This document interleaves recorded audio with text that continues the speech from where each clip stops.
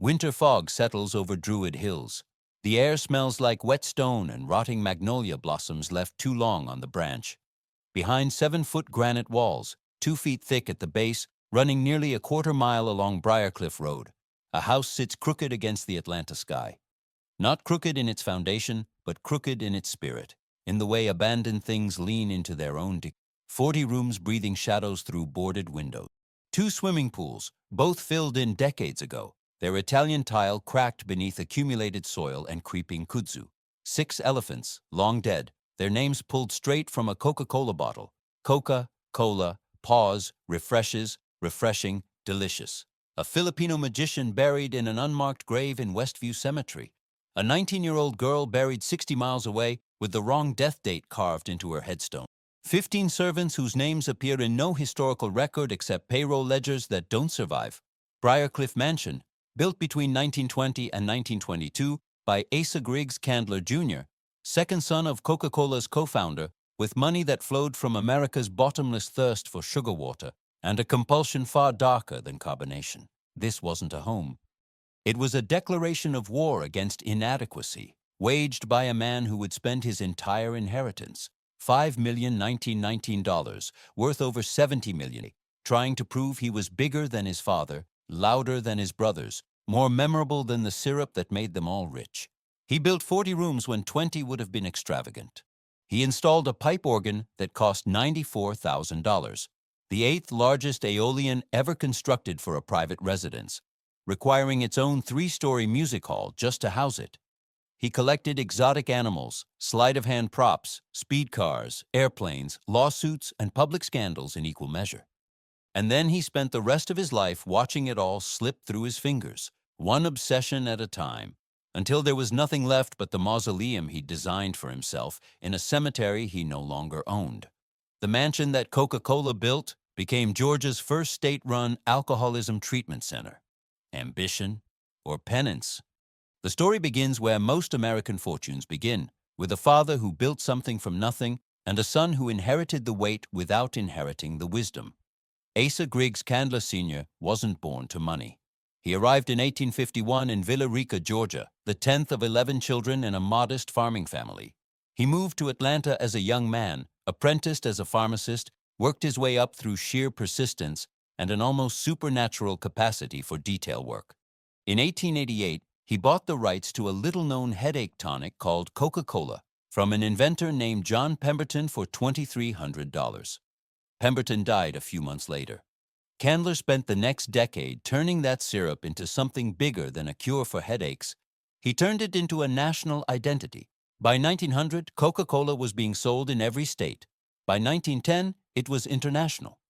By 1919, when Candler and his business partners sold the company to a group of Atlanta businessmen, the sale price was $25 million. Candler's share, combined with his children's shares, made the family one of the wealthiest in the American South. Each of his 5 children received $5 million outright. Instant wealth, generational wealth, the kind that arrives all at once and never teaches you how it's made, only how it's spent. Asa Jr. Buddy, to everyone who knew him, was born August 27, 1880, second son, second in line, the one who didn't get the company presidency. His older brother, Charles Howard, inherited that along with the money. Charles would become Coca-Cola's second president, a position of actual power and actual responsibility. The younger siblings, Walter, William, Lucy, would carve out quieter lives, banking, farming, high society. But Buddy got the Candler Investment Company. He got the real estate portfolio. He got a job that felt like responsibility, but was really just asset management funded by someone else's genius. And he got a personality that couldn't sit still long enough to build anything that lasted. Friends would later describe him as a man pursued by his passions rather than pursuing them, as if his interests grabbed him by the throat and shook him until he was spent, then tossed him aside and moved on to the next victim. Speed cars, airplanes, real estate speculation, magic tricks, private zoos, cemetery beautification. Each obsession burned white-hot, consumed everything in reach, then gutted out, leaving only ash and unpaid invoices. In 1895, Buddy enrolled at Emory College in Oxford, Georgia, alongside his older brother Howard. He was rebellious from the first semester.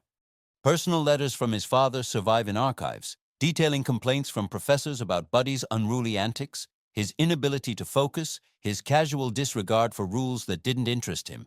He wasn't unintelligent. He just couldn't see the point of discipline when there was always more money coming, always another chance, always someone to bail him out. He graduated in 1900 and immediately joined the family business. He helped expand Coca-Cola's bottling operations across the United States and Canada, supervised construction of office buildings in Atlanta, traveled constantly. He was good at the work when he bothered to pay attention, but the work bored him. It was maintenance, not creation. Someone else had already built the empire. Buddy was just keeping the machine oiled. In 1903, he married Helen Howard, daughter of a prominent Georgia family. They had 6 children who survived to adulthood: Lucy III, John, Laura, Martha, Helen Jr., and Samuel. The marriage, by all accounts, was stable in the way wealthy marriages of that era were stable, maintained by convention, staffed by servants, insulated from the financial pressures that break most unions. By 1906, the Candler family had moved en masse to Atlanta's Inman Park neighborhood, a fashionable enclave of Victorian mansions designed to signal arrival. Asa Sr. built a mansion there. Howard built one nearby. Buddy built one too, because that's what you did when you were a Candler. You built something big enough to be seen from the street. But Buddy couldn't stand living in his father's shadow, even when the shadow was only architectural. In 1908, he launched his first grand independent gesture, the Atlanta Speedway, a 2-mile oval racetrack on farmland south of the city, designed to host major automobile races and put Atlanta on the map as a center of speed and modernity. Buddy poured money into it. He brought in nationally known drivers. He marketed it in newspapers from coast to coast. He genuinely believed it would work, the way people with inherited fortunes always believe their ideas would, because failure has never touched them directly enough to feel. The Speedway failed. The track was poorly designed, too rough, too narrow, prone to sending cars into the infield during turns. The races drew modest crowds. The finances bled red from the first event. By 1910, less than 3 years after it opened, the Speedway was abandoned. Lawsuits followed. Investors sued Buddy for mismanagement. Contractors sued for unpaid bills. The land sat empty for years before the city eventually leased it for use as Atlanta's first airfield, which would grow into Hartsfield-Jackson International Airport, the busiest airport in the world.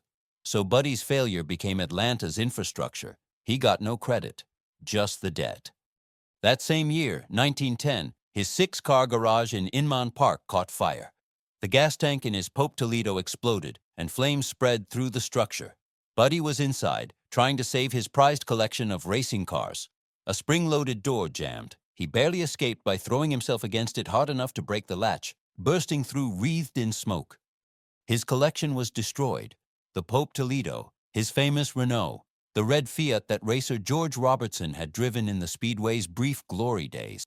Only his limousine survived, parked at the main house. It was the kind of disaster that would make most people reconsider their approach to risk. Buddy reconsidered his address. In June 1911, he moved his pregnant wife, Helen, she was carrying twins at the time, and their 3 children to a ramshackle farmhouse on 42 acres of land on Williams Mill Road, north of the city. His father described the place as primitive. Neighbors were scarce.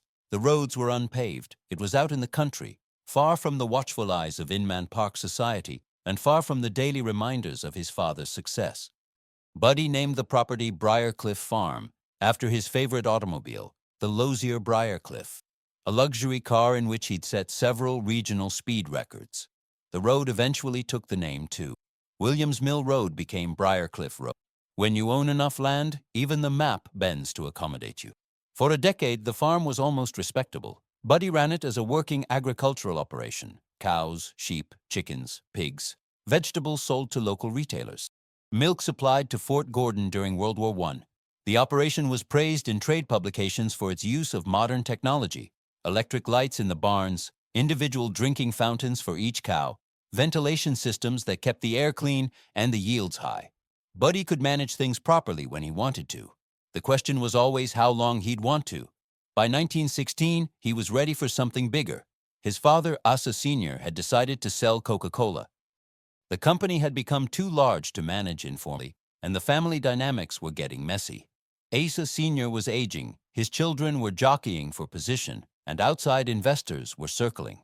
In 1919, a consortium led by Atlanta banker Ernest Woodruff bought the Coca-Cola company for $25 million. The Candler family's shares were liquidated. Each of the 5 children received $5 million in cash. Buddy was 39 years old. He'd never have to work another day in his life. The money could have sustained 10 generations if managed conservatively. Conservative management was not Buddy's strength. He immediately began planning the demolition of the ramshackle farmhouse and the construction of something that would make his father and brothers take notice. He moved his family temporarily into a rental house on Oakdale Road while the farm was raised. In 1920, construction began on what would become Briarcliff Mansion. The architect was C.E. Fraser, with Dan Bowden assisting on completion. The style, at least on the exterior, was Georgian Revival, symmetrical, brick, with a portico and columns that suggested restraint and classical taste. But the interior was something else entirely. Tudor vaulted ceilings, Italianate carved wood paneling, Beaux-Arts excess in every room. It was a collision of European architectural styles that had no business occupying the same structure, let alone the same wall. By 1922, the main house was finished. 22 rooms, 7 bedrooms, including 2 master suites, one with a balcony overlooking what would become the music hall. A formal dining room that could seat 75 people, paneled floor to ceiling in hand-carved wood with coffered ceilings and a fireplace made of white European marble. Sterling silver chandeliers, sterling silver candelabras. A second, smaller dining room for family meals. A library with built-in shelves and leather-bound spines that Buddy probably never read. A ballroom waiting to be filled with something. A solarium on the east side of the house with high ceilings, a built-in fish pond, and 2 oil murals painted by a friend of Buddy's at either end of the room, though only one would survive the coming decades. A second solarium added later on the opposite side, built specifically for his daughter's wedding ceremony. Servants' quarters tucked discreetly behind the mansion, out of sight. A garage that could house 6 automobiles. Greenhouses for exotic plants. Terraced gardens descending the slope to the south, meticulously landscaped. It was the largest of all the Candler family mansions. Bigger than his father's house, bigger than his older brother Howard's Callenwald, bigger than Walter's Lullwater estate. Buddy had won the family competition for square footage, but he wasn't finished. In 1925, Buddy learned that his father and older brother both owned Aeolian pipe organs. This could not stand. He commissioned an organ that would make theirs look like toys. The contract with the Aeolian company was signed for $94,000, the equivalent of over $1.6 million today. The organ would have 88 ranks and 187 stops, making it the 8th largest Aeolian ever built for a private residence. It would be the largest privately owned pipe organ in the state of Georgia. To house it, Buddy had to expand the mansion. A new wing was added to the east side, a 3-story music hall with a vaulted Tudor ceiling, a massive limestone fireplace, and walls painted in rich colors that set off the organ's facade. The space was 1,700 square feet, roughly the size of a small house, dedicated entirely to a single instrument. The organ's inauguration concert was held in November 1925. Palmer Christian, a renowned organist and family friend, performed a recital that was broadcast live over WSB, Atlanta's first radio station. Anyone within range of the signal could tune in and hear Buddy Candler's organ thundering through the airwaves. The event was covered in newspapers. Buddy stood in the music hall, surrounded by Atlanta's elite, and for a moment he must have felt like he'd finally done it, finally built something worthy of his father's name.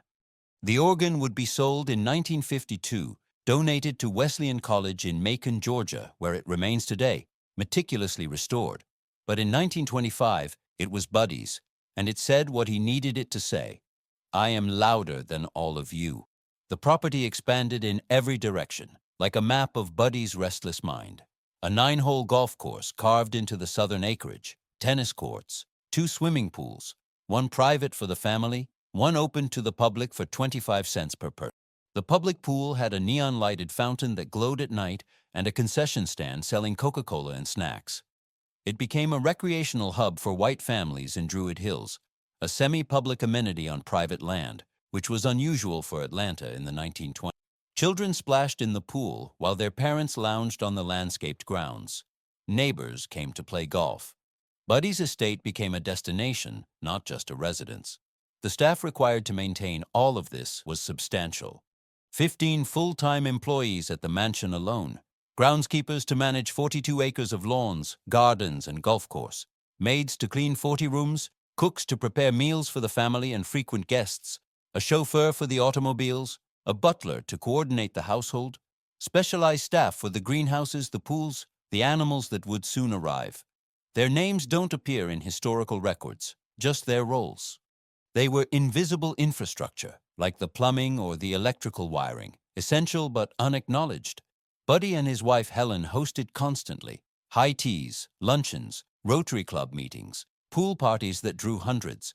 The mansion was written up in the society pages as 40 acres of fairyland, a phrase that captured both the spectacle and the underlying unreality of it all.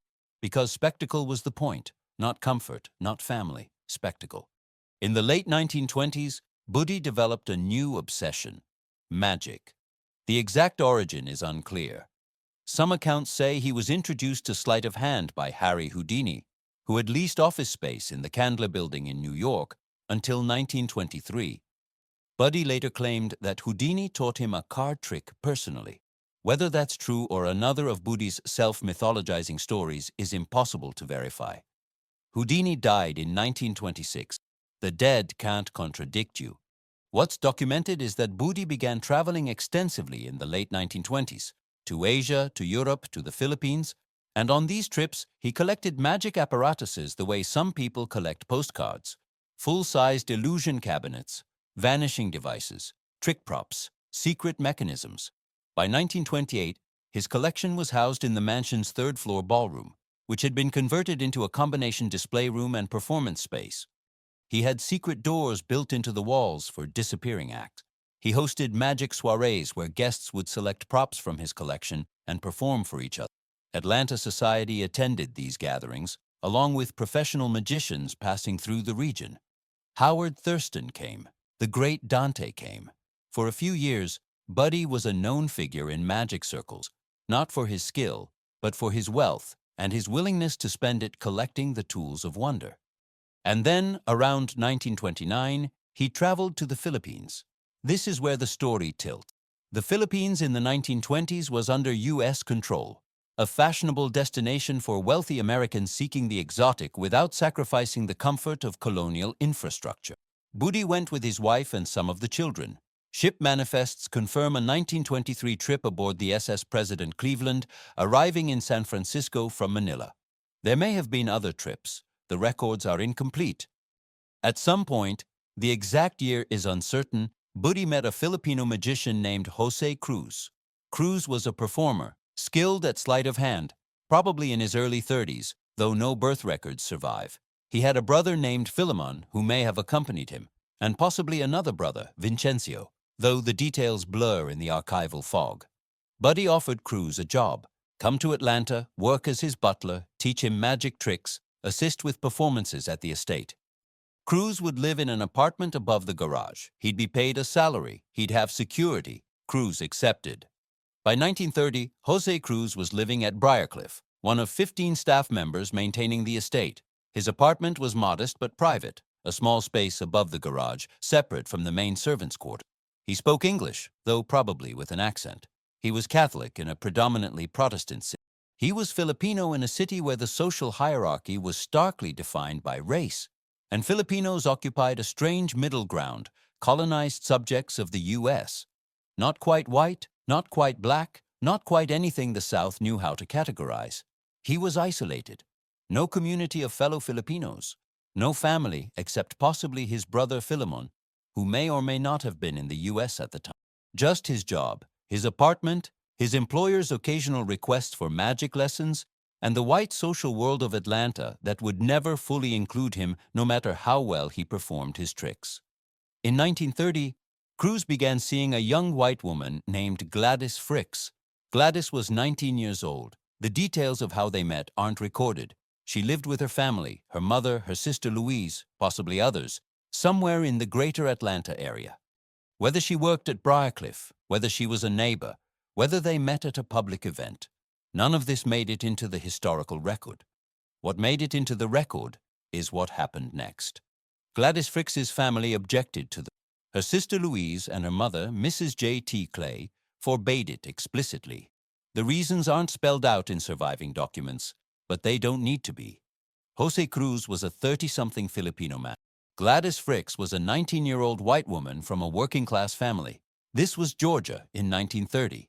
The social prohibition against interracial relationships wasn't just custom. It was enforced by law, by violence, by the entire structure of Jim Crow society. Whether Cruz and Fricks's relationship was romantic, sexual, or simply an affectionate friendship that her family misinterpreted doesn't matter.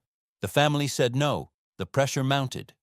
By January 1931, something had reached a breaking point. On Saturday night, January 17th, Gladys and Jose went out together. Friends who saw them that evening later told police that Gladys had requested the outing and seemed to be enjoying herself. They went to dinner or to a movie or just drove around. The exact details are lost. They returned to Briarcliff late and parked Jose's car near the estate's putting green, away from the main house, away from the garage, in a quiet corner of the property where they wouldn't be seen. At dawn on Sunday, January 18, 1931, a groundskeeper named Stark was making his rounds. He found the car. Inside, Jose Cruz was slumped in the driver's seat, dead from a gunshot wound to the right temple. In his lap, cradled like a sleeping child, was Gladys Fricks, dead from a gunshot wound to the abdomen. The gun, an ivory-handled pistol belonging to Asa Candler Jr., was still inside the vehicle. Also found, an ivory-handled dagger, 2 magician slates, and a note. The note, written in Jose's handwriting, read, "To whom it may concern, we, Gladys Fricks and Jose Cruz, are taking our lives because we love each other, but due to the objections of Louise Fricks and Mrs. J.T. Clay, we can't find a way to be together in peace. We love each other, and we rather die and be together always than to be parted from each other. And goodbye to all, and may God forgive us." Gladys's handwriting appeared nowhere on the note. Her signature was absent. Stark ran to the main house and woke Asa Candler Jr., who called the police. An inquest was held that morning on the grounds of the Briarcliff estate. The coroner and a hastily assembled jury reviewed the evidence. They examined the bodies. They read the note. They questioned Buddy Candler, who said the pistol was his, but that he didn't know Jose had taken it or how long he'd had it in his possession. The coroner's jury reached a verdict within hours. Jose Cruz had murdered Gladys Fricks and then killed himself. The official cause of death for Gladys was recorded as gunshot wound to the abdomen. The cause of death for Jose was recorded as gunshot wound to the temple. The manner of death, homicide and suicide, respectively. Additional notes were found in Jose's apartment above the garage when police searched it later. None bore Gladys's handwriting. All appeared to be written by Jose. The case was closed by the end of the day. The bodies were released for burial. Gladys Fricks was taken to H.M. Patterson Funeral Home on Spring Street. Her funeral was held on January 20, 1931. She was buried in Rose Hill Cemetery in Austell, Georgia, about 30 miles northwest of Atlanta. The date inscribed on her headstones, January 17th, the night they died. Not January 18th when they were found. A clerical error, or someone's attempt to erase the hours in between. She left no children. Her siblings, according to later research, had no children either. There's likely no one alive today who visits her grave or remembers her as anything other than a footnote in someone else's scandal. Jose Cruz had no family in the United States except his brother Filimon, who chose to return to the Philippines shortly after the incident, taking with him another brother, Vincencio, if he'd been there at all. Jose had no community to mourn him, no church to hold a service, no cemetery plot purchased in advance. So Asa Candler Jr. took responsibility for the body. He provided a plain pine casket and had Jose buried at Westview Cemetery, the sprawling burial ground where Buddy had recently purchased controlling interest. The grave was unmarked, no headstone, no marker. Just earth and grass, and eventually, decades later, the faint indentation where the ground settled. The story made national headlines for 3 days. Then it faded. The Candler family had deep connections to Atlanta law enforcement and the coroner's office. These were men who had worked with Asa Sr. for years, who owed favors, who understood the value of discretion. People who were alive in 1931 knew about the death, but it was impolite to mention. It became one of those stories everyone remembers and no one discusses at dinner parties. The official version is murder-suicide, thwarted love. A desperate man who killed the woman he loved because he couldn't have her. The unofficial version asks different questions. Was Gladys actually in that car voluntarily? Did she know what Jose planned, if he planned anything at all? Could a 19-year-old girl have been coerced, threatened, or caught in a situation that spiraled beyond anyone's control? Why was there no investigation into how Jose obtained Booty's pistol? Why was Buddy's claim that he didn't know the gun was missing accepted without challenge? Why was the case closed so quickly? Why were Jose's brothers allowed to leave the country within days? These questions have no answers. The people who could have provided them are dead. The documents that might have clarified things were either never created or didn't survive. What remains is this. On January 18, 1931, 2 people died on the grounds of Briarcliff Mansion. And within 24 hours, the official story was written, the bodies were buried, and life at the estate resumed as if nothing had happened. Buddy continued hosting parties. The society pages continued covering them.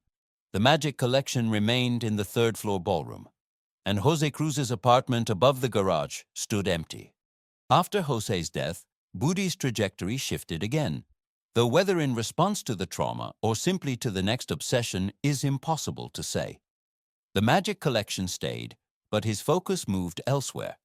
In 1930, he'd acquired controlling interest in Westview Cemetery, one of Atlanta's largest burial grounds, sprawling across over 500 acres in the southwest part of the city. He installed friends as managers in George Adair Jr. and Forrest Adair. But by 1933, in the depths of the Great Depression, the Adairs couldn't hold on. Buddy took full control.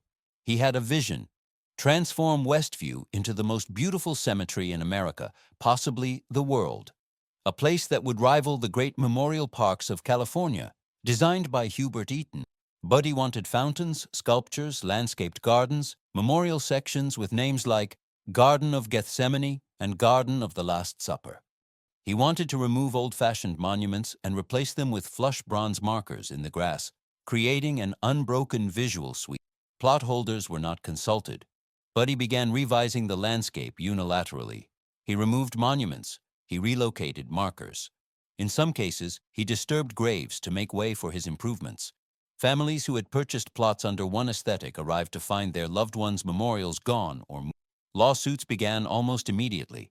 Plot holders sued for breach of contract. Families sued for emotional distress.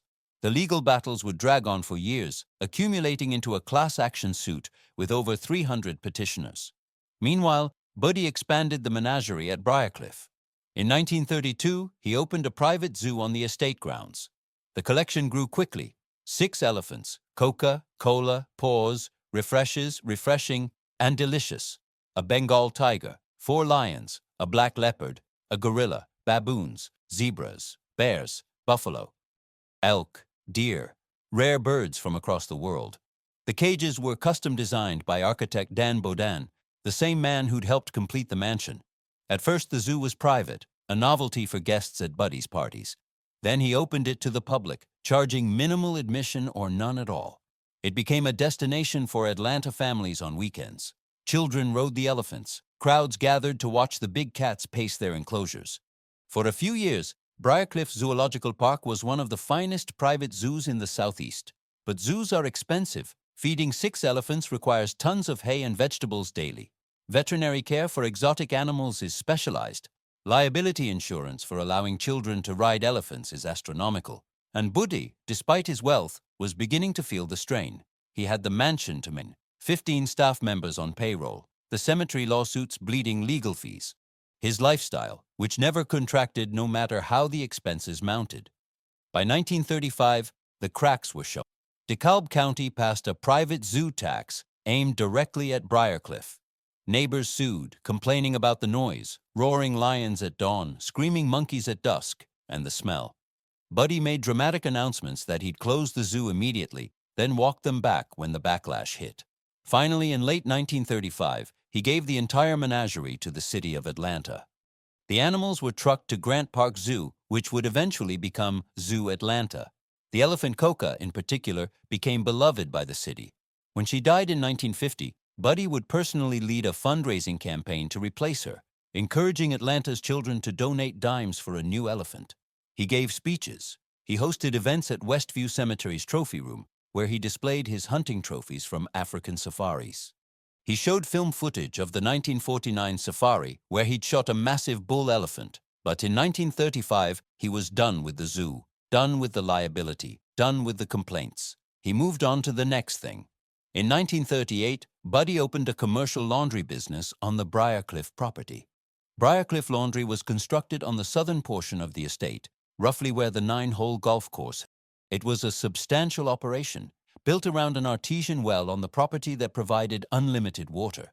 Customers would drive up the long driveway toward the mansion, then veer south to the laundry complex, where they'd drop off their clothes and linens.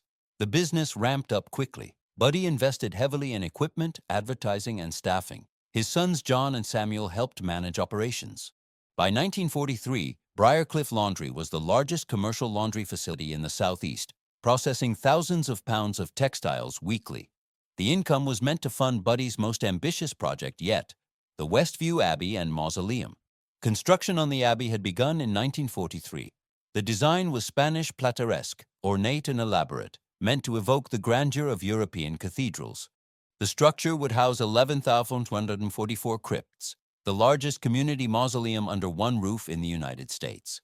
The interior featured a chapel with a 26-foot-long bas-relief sculpture of the Last Supper by German-born artist Fritz Paul Zimmer, over 70 stained-glass windows, carved poetry from William Cullen Bryant, Robert Louis Stevenson, Alfred Lord Tennyson, John Greenleaf Whittier, fan-vaulted ceilings, an administration building attached by a covered portico.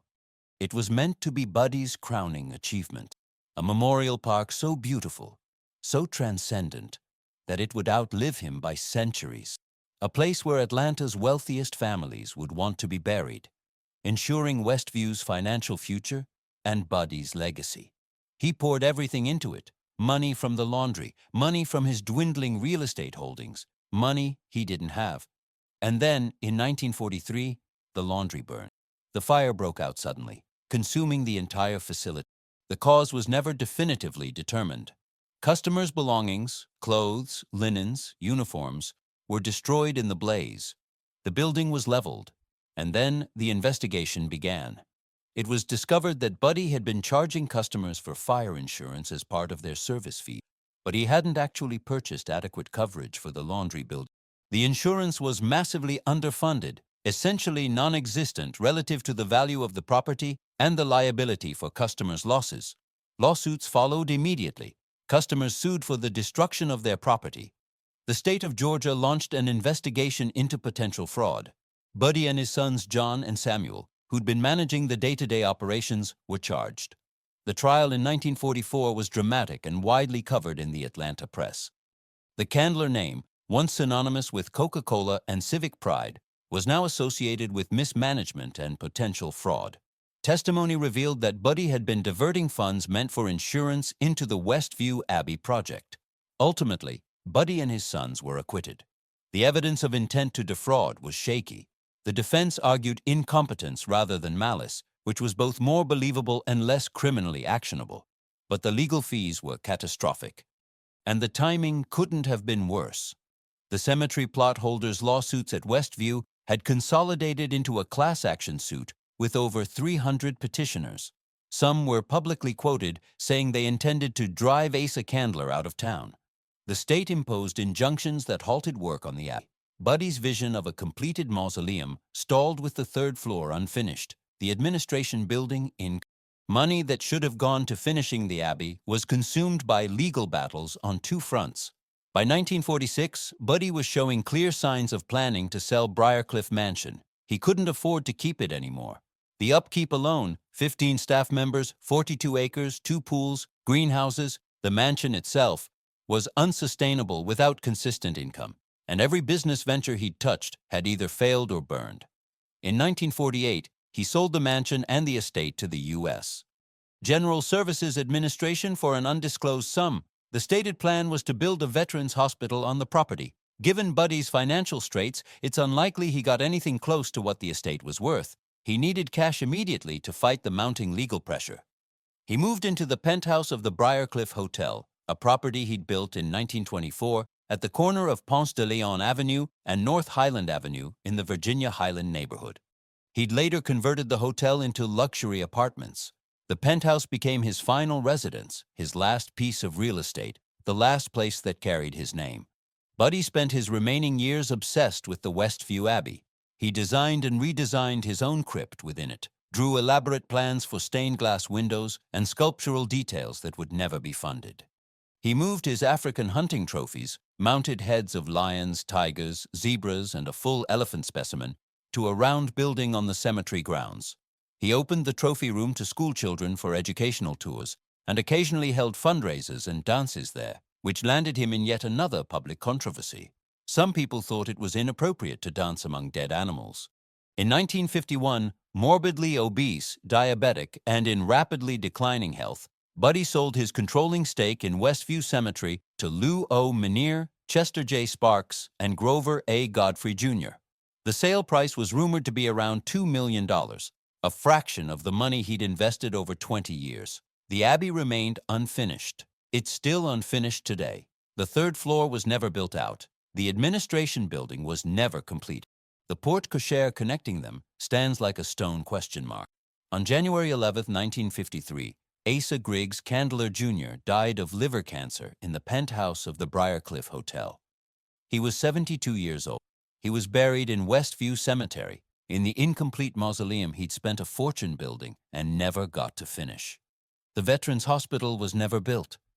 The federal government changed its plans and decided to construct the VA hospital on a different piece of land, the former racetrack owned by Buddy's brother, Walter. The Briarcliff property reverted to the state of Georgia. In 1953, the state converted Briarcliff Mansion into the Georgian Clinic, the first residential alcohol and drug treatment center in Georgia. The irony was immediate and sharp. The mansion, built by a Coca-Cola heir, a man whose struggles with alcohol were well documented and whose liver cancer had likely been accelerated by decades of heavy drinking, became the place where people came to get sober. The Georgian Clinic operated for nearly a decade. The music room where Buddy's $94,000 organ had thundered was renamed Diovis Hall after the very Reverend Raymond Diovis, the first professional staff hired at the clinic. The organ itself had been sold to Wesleyan College in Macon in 1952 and is still there today, meticulously maintained. The gold-leafed ballroom where Buddy had hosted magic soirees became office space. The dining room that seated 75 was subdivided with plywood partitions. The solariums where oil murals once hung became group therapy rooms. One of the murals was lost entirely. The other remains, faded but intact. In 1960, the State Alcoholism Commission was abolished, and the clinic's operations were transferred to the Georgia Department of Public Health.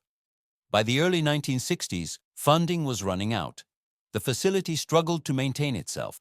In 1965, the state built the Georgia Mental Health Institute on the southern portion of the Briarcliff property, on land where the terraced gardens had once descended from the mansion. The new facility was brutalist in design, a 5-story concrete structure with steel framing, large glass windows, and a stark, functional aesthetic. It was designed to house psychiatric patients who couldn't afford private care. The complex included the main hospital building, an auditorium, conference rooms, clinical laboratories, and a network of underground tunnels connecting semicircular cottage-style wards to the central structure. The tunnels allowed patients to be moved from ward to hospital without going outside, reducing the risk of escape.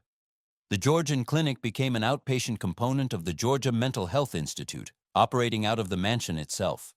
For 32 years, Briarcliff housed people battling addiction and mental illness, therapy sessions in rooms that had once hosted champagne toasts, rehabilitation in hallways where elephants had been discussed over canapes. The marble fireplaces cracked. The carved ceilings sagged under water damage. Telephone cords were stapled into the paneled walls. Tiles broke, plaster peeled. The mansion that had been designed for spectacle was now serving survival. In 1997, the Georgia Mental Health Institute closed. The state cited rising costs and shifts in how mental health care was being delivered. Deinstitutionalization was the trend, moving patients out of large hospitals and into community-based care. The 141-bed facility with its $24 5 million annual budget was no longer financially sustainable. Emory University purchased the Briarcliff property in 1998. For 27 years, the mansion sat largely abandoned. Emory kept it from total collapse through what they called benevolent neglect. Security patrolled to chase away vandals. Minimal emergency repairs were made when roofs leaked or walls threatened to collapse, but there was no comprehensive restoration, no plan, just triage. The mansion found a second life as a film location. Netflix's Stranger Things used the adjacent Brutalist Hospital building, the former Georgia Mental Health Institute, as Hawkins National Laboratory across multiple seasons. The building's stark, institutional aesthetic was perfect for a secret government facility conducting sinister experiments. The underground tunnels became sets, the exterior became iconic. The CW's Vampire Diaries filmed scenes at the mansion itself. Other productions rented it for horror films, thrillers, atmospheric dramas. The film crews paid rent, and their production budgets sometimes funded necessary repairs, patching roofs, shoring up walls, keeping the structure from catastrophic failure. But it wasn't preservation. It was just slowing the decay. Water damage accumulated in the unheated winters. Mold spread through the solariums. The carved ceilings sagged. The marble fireplaces developed cracks from freeze-thaw cycles. The oil mural in the solarium faded almost to invisibility. The greenhouse, once filled with exotic plants, stood empty, its wrought iron oxidizing, its glass panes broken. The two pools had been filled in decades ago, paved over or reclaimed by vegetation. The putting green where Jose Cruz and Gladys Fricks were found was gone entirely, swallowed by time and redevelopment. The zoo cages were demolished. The terraced gardens that had once descended from the mansion's southern side were obliterated when the Georgia Mental Health Institute was constructed. The 7-foot granite wall along Briarcliff Road remained 2 feet thick at the base, running nearly a quarter mile. It's the most enduring thing Buddy built, solid, immovable, a boundary between what was and what is. In 2016, Emory University announced a partnership with Republic Property Company to convert Briarcliff Mansion into a boutique hotel and event center. The plan included restoring the mansion's historic interior, adding new cottages for guests, rebuilding one of the pools, and creating an events lawn where the terraced gardens had been. The proposal required approval from the DeKalb County Historic Preservation Commission. Community groups rallied in support. Preservationists were cautiously optimistic. For the first time in decades, it seemed like the mansion might actually be restored. And then the plan collapsed. Republic Property Company withdrew. The exact reasons were never made fully public, but financing difficulties and complications with historic preservation requirements seem to have been factors. The mansion went back into limbo. In 2022, Emory tried again, this time partnering with Gallery Living, a senior living development company.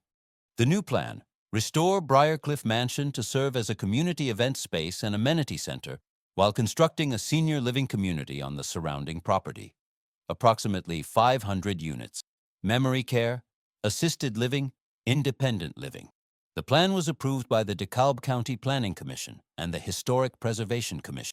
Gallery Living committed to a comprehensive restoration of the mansion, repairing the carved ceilings, restoring the marble fireplaces, reapplying gold leaf to the ballroom walls, stabilizing the greenhouses, landscaping the grounds. Construction began in 2025.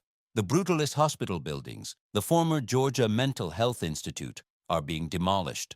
The mansion itself is being scaffolded, its interior gutted and rebuilt according to archival photographs and historical records.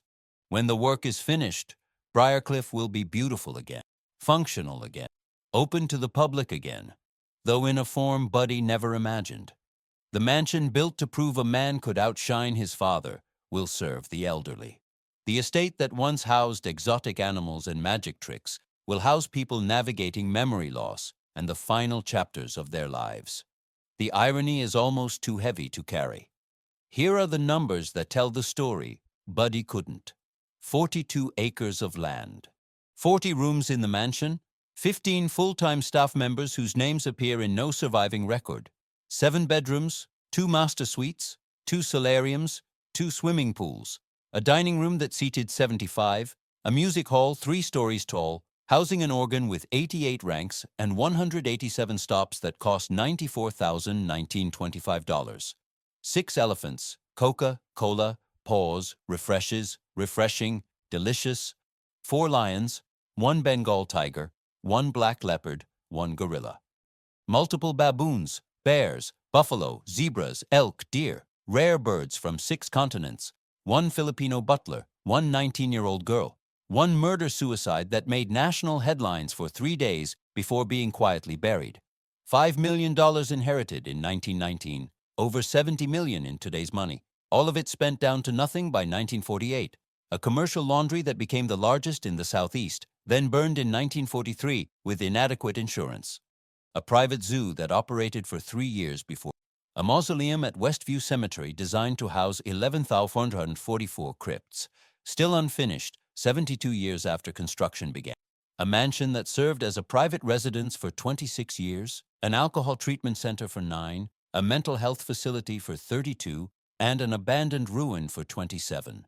27 years of neglect, 27 years of water damage, 27 years of film crews renting it for horror shows, and now restoration, scaffolding, contractors, architects with blueprints showing how to rebuild the past without understanding what it cost. What do you call a house like Briarcliff?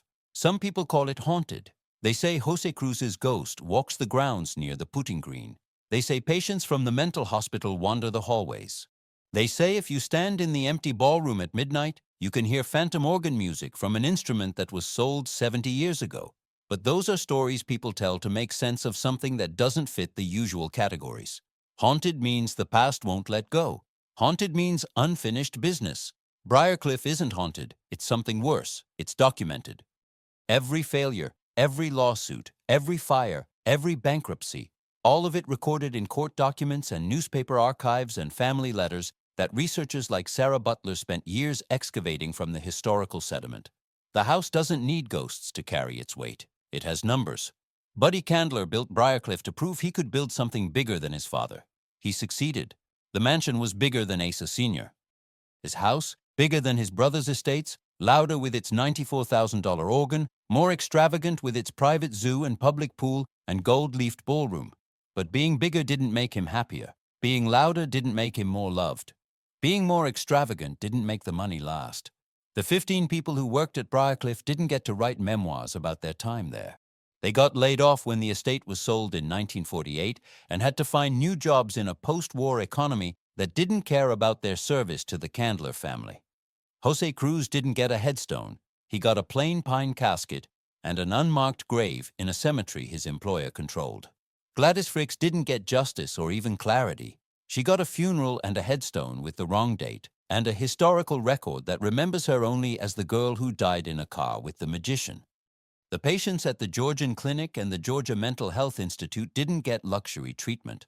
They got subdivided rooms in a decaying mansion, therapy in hallways with peeling plaster, rehabilitation in a building that had been designed for champagne and dancing, not healing. And Buddy got to die in the penthouse of a hotel he'd built, surrounded by the last remnants of his real estate empire, obsessing over a mausoleum that would never be finished, buried in a cemetery he'd bankrupted himself trying to beautify.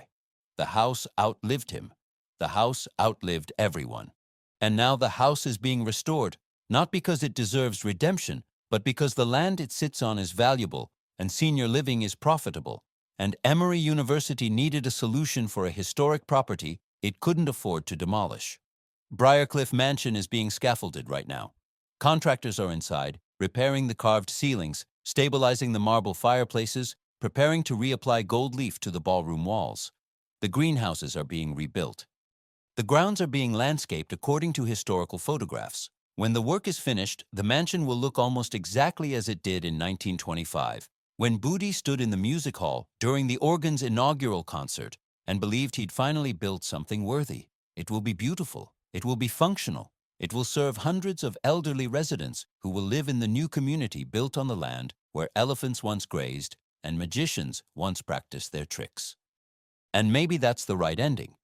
A house built for spectacle, converted to serve people in crisis, now repurposed to care for the aging. A full circle.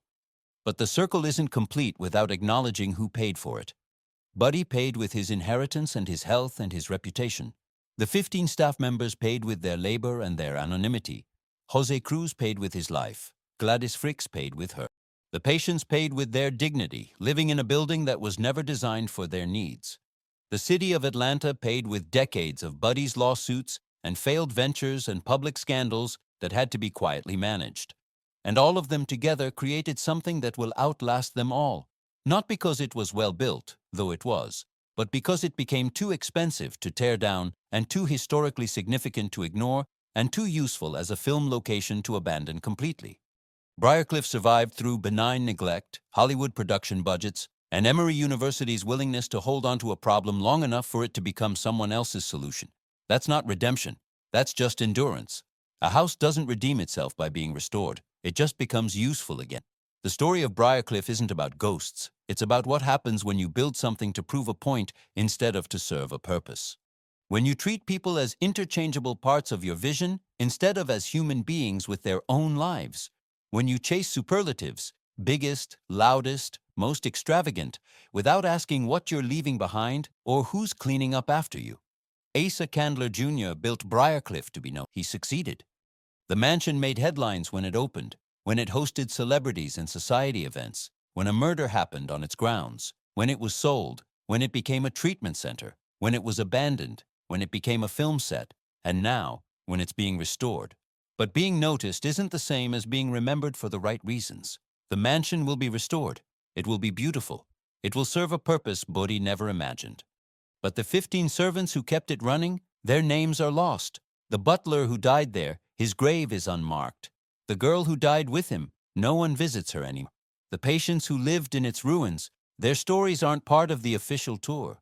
Just the mansion, just the spectacle, just the shell of what Buddy Candler built when he had more money than purpose and more ambition than the ability to see past his own reflection. That's the cost of a house like Briarcliff. Not the dollar amount, not the square footage, the human cost, the invisible cost, the cost that doesn't appear on blueprints or tax assessments or historical plaques. And when the restoration is complete and the first residents move into the new senior living community, and events are held in the gold-leafed ballroom and tours are given of the music hall and the solariums, someone should ask, who paid for this? Who really paid for this? The answer is everyone except the person whose name is on the deed. The house always wins. But there's another question worth asking, one that gets closer to what Briarcliff actually represents in American history. What happens to the children of empire? Asa Sr. built Coca-Cola from a headache remedy into a global brand through relentless work, attention to detail, and an understanding that success requires both vision and the discipline to execute it daily, unglamorously, for decades. He understood scarcity because he'd lived it. He understood the value of $1 because he'd earned each one multiple times over before it stayed in his pocket. His children inherited wealth, not the capacity to create it. That's not a moral failing, it's structural.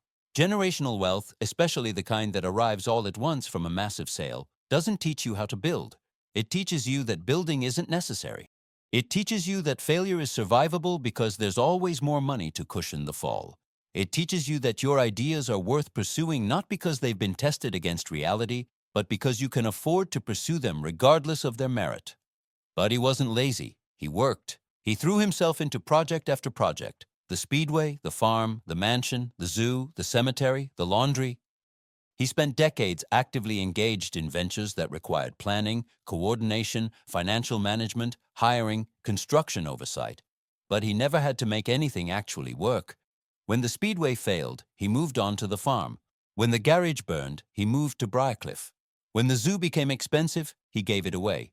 When the laundry burned, he pivoted to the cemetery. When the cemetery lawsuits mounted, he sold Briarcliff and focused on the mausoleum. There was always a next thing. Always another pile of money to tap. Always another idea that felt, in the moment of its conception, like the one that would finally prove he was as capable as his father. The 15 people who worked at Briarcliff didn't have that luxury. If they lost their jobs, there wasn't another mansion waiting. If they made a mistake, there was no inheritance to fall back on. They had to make things work because their survival depended on it.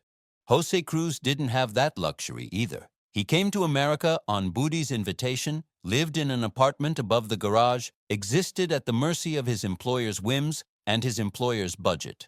When things went wrong, when the relationship with Gladys became untenable, when the family pressure mounted, when isolation and despair closed in, he didn't have the option to pivot to a new obsession or move to a new estate or declare bankruptcy and start fresh. He had one option, and it ended with two people dead in a car on the grounds of a mansion that would outlive them both by a century. This is the structure of Briarcliff, not just the physical structure, brick and carved wood and Italian tile, but the social structure. A man with infinite resources and no consequences at the top, 15 people maintaining his fantasy in the middle, and at the bottom, the people whose lives intersected with the estate just long enough to be destroyed by it. Gladys Fricks was 19. Jose Cruz was probably in his mid-30s. They're both buried now, in separate cemeteries, miles apart, their graves visited by no one. The story of what happened between them, whether it was love or coercion or something more complicated, is lost. What remains is the note written in Jose's handwriting, and the coroner's verdict, and the newspaper headlines that faded after 3 and the mansion stands. There's a broader pattern here, one that extends beyond Buddy Candler and Briarcliff to the entire structure of American wealth in the early 20th century. The Gilded Age created a class of industrialists and businessmen who amassed staggering fortunes. Rockefeller, Carnegie, Ford, Vanderbilt, Candler. These men built empires through a combination of innovation, ruthlessness, market manipulation, and exploitation of labor. They created jobs and infrastructure. They also created monopolies and worked people to death in unsafe conditions for poverty wages. When they died, their children inherited the fortunes, but not the circumstances that created them. The children didn't have to navigate a marketplace with actual competition. They didn't have to build brands from scratch or fight for market share or innovate to survive. They had money and social position, and they used both to pursue the kinds of projects that interested them, regardless of whether those projects made economic sense. Some of those projects were genuinely beneficial. Carnegie's children funded libraries. Rockefeller's funded medical research. Candler's funded Emory University.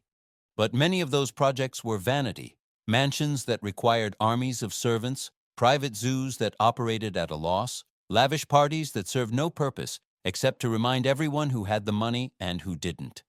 Buddy Candler is a specific case of a general phenomenon, the second-generation wealthy heir who spends a fortune trying to prove he's worthy of the fortune he inherited. He wasn't unique. The 1920s were full of men like him, sons of industrialists, building mansions and collecting cars and hosting parties, trying to be as impressive as their fathers without doing the work their fathers did. Most of them didn't end up in history books. Buddy did because his father's name was on every Coca-Cola bottle in America and because his mansion was big enough and strange enough to survive into the era of historic preservation and Netflix production budgets. But the underlying dynamic is universal. You can't inherit the capacity to build something meaningful. You can only inherit the money to try. And if you're surrounded by people who depend on you for their livelihoods, who can't tell you no, who have to smile and say, "Yes, Mr. Candler," even when your ideas are destructive or wasteful or dangerous, you'll never develop the feedback mechanisms that teach you when to stop. Buddy never learned to stop. He built until he ran out of money. He spent until there was nothing left. He chased obsessions until they burned or collapsed or were sued into non-existence. And the people around him, the 15 staff members, the butler, the girl, the laundry customers, the cemetery plot holders, the patients in the clinic, paid the price for his inability to see past his own ambitions. That's the real story of Briarcliff. Not ghosts, not hauntings, not tragedy in the classical sense. Just structural inequality playing out over decades in a house built to prove a point that was never worth proving. And yet, Briarcliff survives. The mansion is being restored right now, and when the restoration is complete, it will be open to the public again. Events will be held in the gold-leafed ballroom. Tours will be given of the music hall and the solarium. Elderly residents will live in the new community built on the grounds where elephants once grazed and magicians once practiced their tricks and a 19-year-old girl once died in a car. The house will serve a purpose. It will be beautiful. It will be functional. And maybe that's enough. Maybe it doesn't matter that Buddy built it for the wrong reasons. Maybe it doesn't matter that 15 people cleaned it and a butler died on its grounds and patients lived in its ruins for 30 years. Maybe all that matters is that the building survived long enough to be useful again. But if we're being honest, it does matter. It matters that the 15 servants are unnamed in the historical record. It matters that Jose Cruz is buried in an unmarked grave. It matters that Gladys Fricks is buried with the wrong date on her headstone. It matters that the patients who lived at the Georgian Clinic and the Georgia Mental Health Institute aren't part of the official story except as anonymous statistics. 141 beds, $24. $5 million budget, closed in 1997. Those people were real. Their lives intersected with Briarcliff, and the intersection shaped what happened to them in ways large and small. The servants who cleaned 40 rooms and maintained 42 acres of grounds made it possible for Budi to host his parties and impress his guests and feel like he'd built something worthy. Without them, the mansion would have decayed in real time, not over decades. Jose Cruz taught Budi magic tricks and served as his butler and lived in isolation in a country that would never fully accept him, until that isolation became unbearable. Gladys Fricks's relationship with Cruz ended with both of them dead, and the official story was written and closed within 24 hours, and no one ever asked if there was more. The patients at the clinic and the hospital lived in spaces that weren't designed for healing, and they made do because they had no choice. And when the funding ran out, the facility closed, and they were moved somewhere else. These stories matter. They don't change the fact that Briarcliff is being restored. They don't make the mansion less beautiful or less historically significant, but they complicate the narrative, they add weight, and they ask a question that every restored historic property should ask, but most don't. Who gets remembered and who gets erased? Briarcliff Mansion will reopen in the next few years, fully restored, serving as a community center and event space for a senior living development. The restoration will be meticulous. Archival photographs will guide the reconstruction of the carved ceilings and the gold-leafed walls. The marble fireplaces will be repaired. The greenhouses will be rebuilt with historically accurate materials. The grounds will be landscaped to evoke the terraced gardens that once descended from the southern facade. It will look almost exactly as it did in 1925. And when people visit, when they attend weddings in the ballroom or take tours of the music hall or walk the grounds where the zoo once stood, they'll hear about Asa Candler Jr., the eccentric Coca-Cola heir who built a mansion with 40 rooms and a $94,000 organ and a private zoo with 6 elephants. They'll hear about the mansion's transformation into an alcohol treatment center and then a mental health facility. They'll hear about its years as an abandoned ruin and its use as a filming location for Stranger Things. They might hear about Jose Cruz and Gladys Fricks, if the guides include that story. It's dramatic enough to be memorable, tragic enough to be interesting. But they probably won't hear the names of the 15 servants who made it all possible.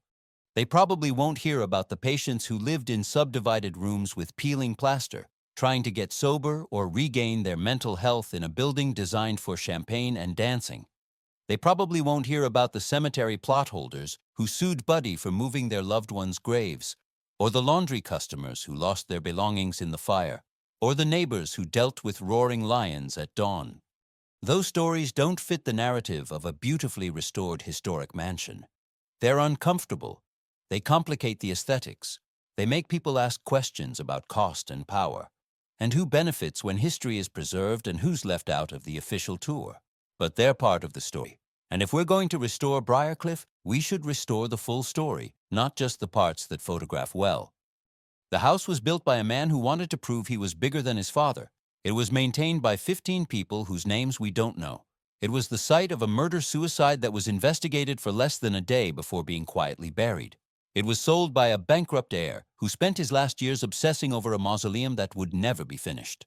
It became the first alcohol treatment center in Georgia. It became a mental health facility for people who couldn't afford private care. It became an abandoned ruin. It became a film set. And now it's becoming a senior living community. Every transformation erases something. Every restoration chooses what to remember and what to forget. Briarcliff is being restored because the building has architectural significance and the land has economic value, and Emory University found a development partner willing to take on the project. That's not redemption. That's not justice. That's not even irony anymore. It's just what happens when a building survives long enough to outlive its original purpose and become useful again. The house always wins. Not because it's haunted, not because it's cursed, not because Buddy Candler's ghost walks the halls or Jose Cruz's spirit lingers near the putting green. The house wins because houses don't need intentions. They just need to be sturdy enough to outlast the people who built them, and the people who lived in them, and the people who died in them. Brick and mortar, marble and carved wood, Italian tile and gold leaf and granite walls 2 feet thick, these things endure, people don't. And when the restoration is complete and the mansion is beautiful again and serving its new purpose, the question will remain, what did we restore? The building, yes. But what about the stories? What about the names? What about the 15 servants and the Filipino butler and the 19-year-old girl and the patients who lived in its ruins? Do they get restored too? Or do they stay buried, invisible, erased, just like they were when the house was at its most grand? That's the real cost of Briarcliff. Not the $94,000 for the organ. Not the millions Buddy spent trying to prove himself. Not even the human lives lost on its grounds. The cost is what we choose to remember and what we choose to forget. The cost is whose stories get told when history is. And right now, as the scaffolding goes up and the contractors move in and the plans are drawn for how the mansion will look when it's finished, the stories being preserved are the comfortable ones. The ones that make Briarcliff sound like a triumph of historic preservation instead of a monument to structural inequality. The ones that turn a house built by inherited wealth and maintained by invisible labor into a symbol of Southern grandeur. The ones that erase Jose Cruz from the record, except as a footnote in someone else's scandal. But maybe that can change. Maybe when the restoration is complete, there can be a plaque, not just for Buddy Candler and his $94,000 organ, but for Jose Cruz, butler and magician, who died on these grounds and is buried in an unmarked grave. For Gladys Fricks, 19 years old, who died with him and is buried 60 miles away with the wrong date on her headstone. For the 15 servants whose names we don't know, but whose labor made everything else possible. For the patients who lived here when it was a treatment center and a hospital, trying to heal in a building that was never designed for healing. For everyone who paid the human cost of Briarcliff's existence. They're part of the story too, and if we're going to restore the house, we should restore their names along with it. That's how you turn a monument to inequality into something worth preserving, not by making it beautiful, by making it honest.